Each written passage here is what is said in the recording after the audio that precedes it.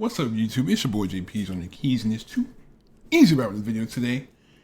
And this is a video that I saw because I've seen George Carlin a lot on Twitter. Like people, especially a lot of the conscious pages on Instagram, share his views. Religion is BS. I'm gonna keep it real with you. I grew up in a Christian, like strictly Christian household, Christian upbringing, like Christian values. All that, of course, you know, you get indoctrinated at a young age, and then once you get older, hopefully you start to wake up and you start to realize that it's a lot of weirdness going on in the churches and all. There's a lot of weirdness. Like I feel like we should all take a deeper look into the religion part, but like leave the religion out of it, but keep the spirituality. Like leave the religion, because the rules and constructs shouldn't be rules to how you serve your divine being, whether it be God, Muhammad, if you're an atheist, whatever. Let's just watch this. But in the bullshit department, a businessman can't hold a candle to a clergyman. Because I got to tell you the truth, folks. When it comes to bullshit, big time, major league bullshit, you have to stand in awe of the all-time champion of false promises and exaggerated claims, religion. No contest. Because let me tell you, first of all, I'm gonna tell you all the finessing. Look at the finessers. Joel Osteen. That man got a bazillion-dollar church. That man got his wife got some type of Asian cream business, like some skincare cream business.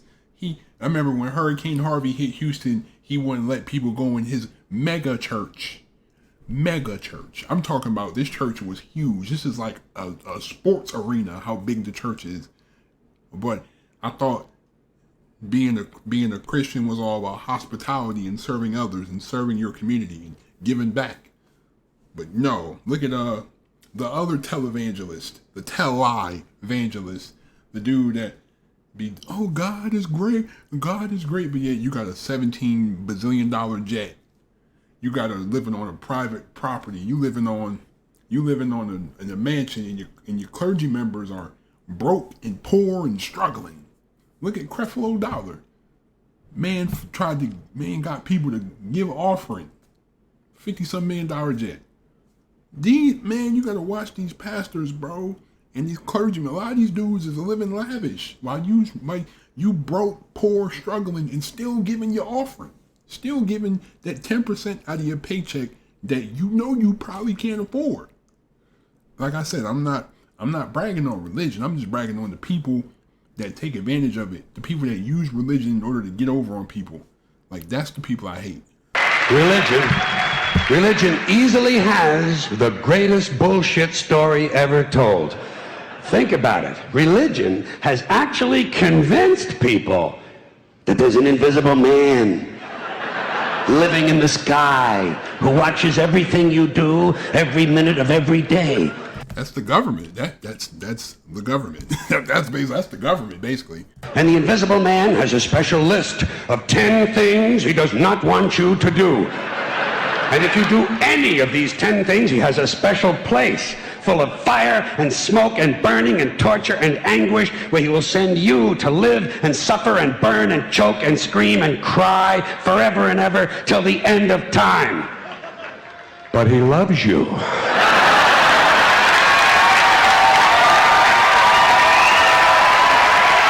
I know I'm pausing a lot, but that's also one of the factors that I don't like, the fear. Like, why are you trying to instill fear? Oh, if you do bad, remember, you can go to hell. You're gonna go to hell. You're gonna go to hell. You heathen, you're gonna go to hell. Like, bruh. Like, I don't like fear mongering and fear manipulation, because a lot of people who are religious are scared. I'm not saying they're scared. They're looking for guidance in a way. And when you use that against people, that's so low down. He loves you. He loves you and he needs money. He always needs money. He's all powerful, all perfect, all knowing, and all wise. Somehow, just can't handle money. Religion takes in billions of dollars.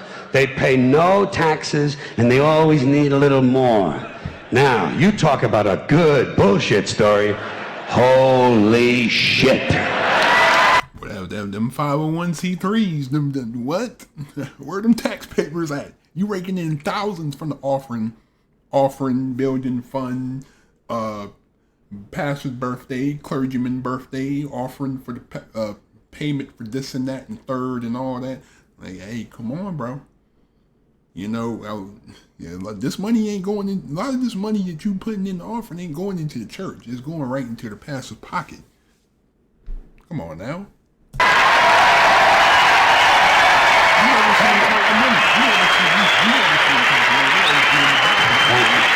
But, thank you very much.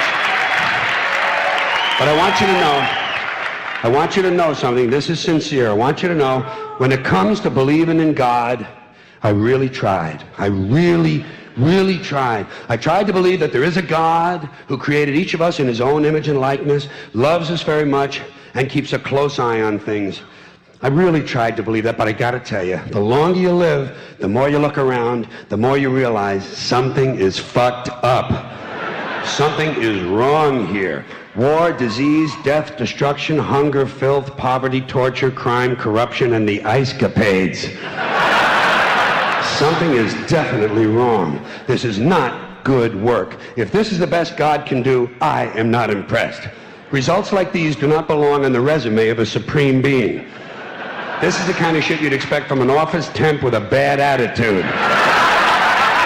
And just between you and me, in any decently run universe, this guy would have been out on his all-powerful ass a long time ago. And by the way, I say this guy because I firmly believe, looking at these results, that if there is a God, it has to be a man. No woman could or would ever fuck things up like this.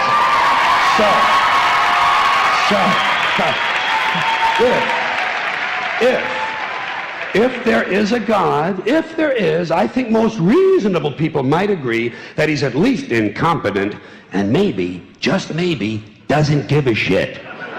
Doesn't give a shit, which I admire in a person and which would explain a lot of these bad results. So rather than be just another mindless religious robot, mindlessly and aimlessly and blindly believing that all of this is in the hands of some spooky, incompetent father figure who doesn't give a shit, I decided to look around for something else to worship. And bro, and you know, I'm gonna tell you what the type of people are that really get me crazy. The same people. Like, let's say there's somebody who's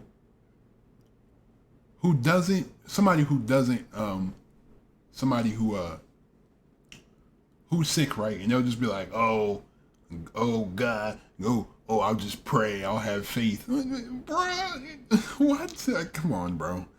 Like, faith is not, you might, like, even the Bible itself says faith without works is dead. So you gotta do something. Maybe, okay, I can understand some religious people, they use holistic medicine. Okay, that's a remedy. Okay, going to the hospital and getting some type of medication, I guess, that's a remedy. But just sitting there and waiting on something, just waiting and not doing anything and expecting a different result, that's insanity. That's insanity, bro.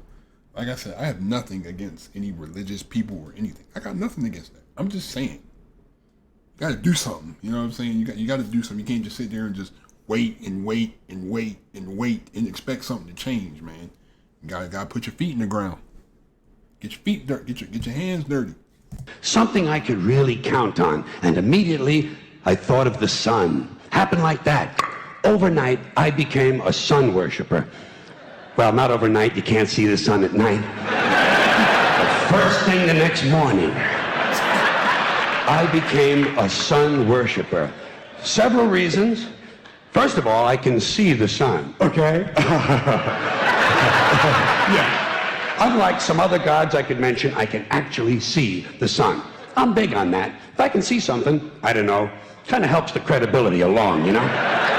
So every day I can see the sun as it gives me everything I need: heat, light, food, flowers in the park, reflections on the lake, an occasional skin cancer, but hey, at least there are no crucifixions, and we're not setting people on fire simply because they don't agree with us.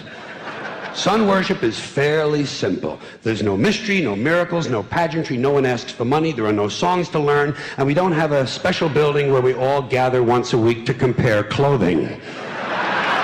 And the best thing about the sun, it never tells me I'm unworthy. Doesn't tell me I'm a bad person who needs to be saved. Hadn't said an unkind word. Treats me fine. So I worship the sun. But I don't pray to the sun. Know why? I wouldn't presume on our friendship. It's not polite. I've often thought people treat God rather rudely, don't you? Asking, trillions and trillions of prayers every day, asking and pleading and begging for favors. Do this, give me that, I need a new car, I want a better job. And most of this praying takes place on Sunday, his day off.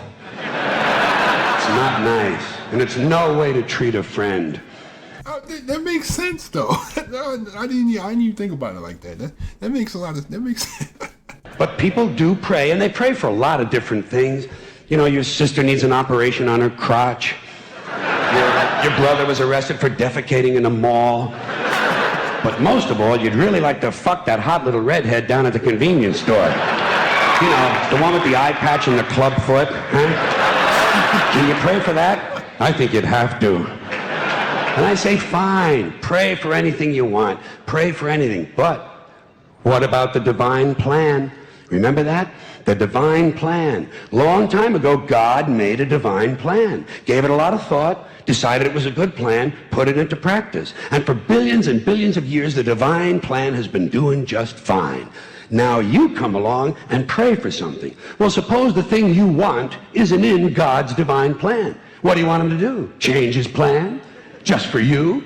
Doesn't it seem a little arrogant? It's a divine plan. What's the use of being God if every rundown schmuck with a $2 prayer book can come along and fuck up your plan? And here's something else, another problem you might have. Suppose your prayers aren't answered. What do you say? Well, it's God's will. Thy will be done. Fine, but if it's God's will and he's going to do what he wants to anyway, why the fuck bother praying in the first place? Seems like a big waste of time to me.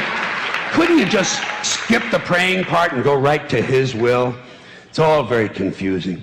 So to get around a lot of this, I decided to worship the sun. But, as I said, I don't pray to the sun. You know who I pray to? Joe Pesci. Joe Pesci. Joe Pesci. Two reasons. First of all, I think he's a good actor, okay? To me, that counts. Second, he looks like a guy who can get things done. Joe Pesci doesn't fuck around. Doesn't fuck around. In fact, Joe Pesci came through on a couple of things that God was having trouble with. For years, I asked God to do something about my noisy neighbor with the barking dog. Joe Pesci straightened that cocksucker out with one visit. It's amazing what you can accomplish with a simple baseball bat. So I've been praying to Joe for about a year now, and I noticed something. I noticed that all the prayers I used to offer to God and all the prayers I now offer to Joe Pesci are being answered at about the same 50% rate. Half the time I get what I want, half the time I don't. Same as God, 50-50. Same as the four-leaf clover and the horseshoe, the wishing well and the rabbit's foot. Same as the mojo man. Same as the voodoo lady who tells you your fortune by squeezing the goat's testicles. It's all the same, 50-50. So just pick your superstition, sit back, make a wish, and enjoy yourself. And for those of you who look to the Bible for moral lessons and literary qualities, I might suggest a couple of other stories for you. You might want to look at The Three Little Pigs. That's a good one. Has a nice, happy ending. I'm sure you'll like that. Then there's Little Red Riding Hood, although it does have that X-rated part where the big bad wolf actually eats the grandmother, which I didn't care for, by the way. And finally, I've often always drawn a great deal of moral comfort from Humpty Dumpty. The part I like the best, all the king's horses and all the king's men couldn't put Humpty Dumpty back together again. That's because there is no Humpty Dumpty and there is no God. None, not one, no God, never was. In fact, I'm gonna put it this way. If there is a God, may he strike this audience dead. See, nothing happened. Nothing happened. Everybody's okay. All right? Tell you what. I'll raise the stakes. I bet some of them actually got like, I bet some of them actually got scared too. I'll raise the stakes a little bit. If there is a God, may he strike me dead. See, nothing happened. Oh, wait, got a little cramp in my leg. And my balls hurt. Plus, I'm blind.